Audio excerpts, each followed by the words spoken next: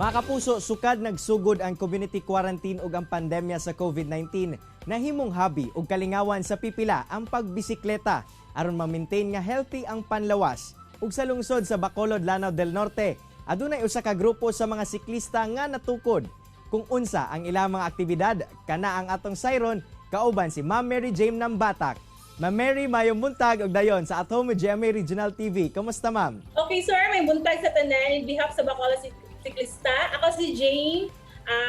Para i-introduce sa inyo ang among grupo, sir. Ma'am, unang-una, paunsa ba nagsugod kining siklista ng Bacolod LDN? Nakasagsa dyan sa pandemic, since daghan ang na-lockdown, daghan ang walay activity, May 2020, nag-start ang Bacolod Siklista. Pila na basab kabuok ang mga miyembro karon sa grupo, ma'am?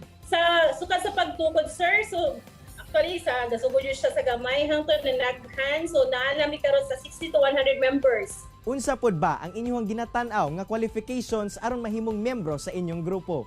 Actually, sir, simple lang amo mong qualification sa pag-appeal. Unang-una, active ka sa biking.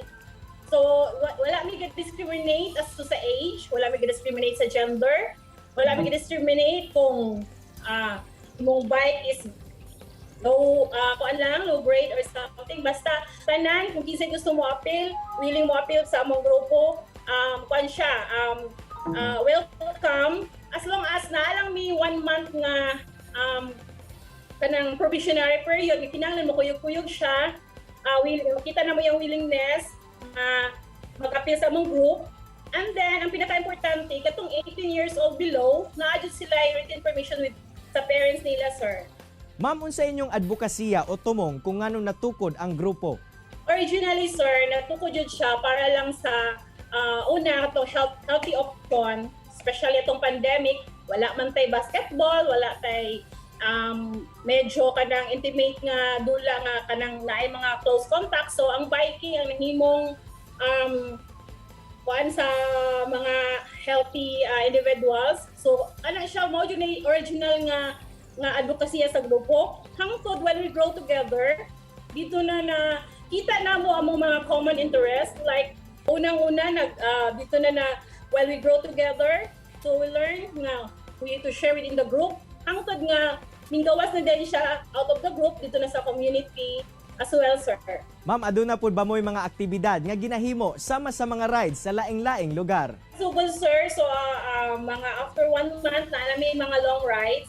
Pero tungod kay limitado ang paggawa sulod sa probinsya, so within Lanao del Norte radyo ang among mga rides.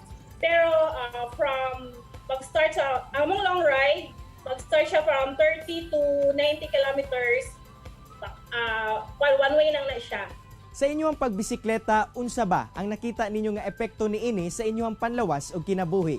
So dako kay siya tabang, especially sa tagsa-tagsa, especially sa pag-inspire sa mga batanon, sa pag-inspire sa ilaa sa pagtabang sa ubang tao, sa pag-grow nila as a person, as they grow older. So mahimo ning legacy nila, mahimo kaning sumbanan, puhon-puhon inigabot sa panahon, do ang member wala, ang grupo wala na, pero sa tagsa-tagsa datos sa member, magpabilin unsa ang mga values nga i-share namo sa mga grupo. Daghang salamat, Ma'am Mary, sa imong oras nga gihatag sa At Home with GMA Regional TV og amping sa inyong mga rides. Salamat kay sir. Salamat sa opportunity niyo yung gihatag. Kini ang At Home with GMA Regional TV.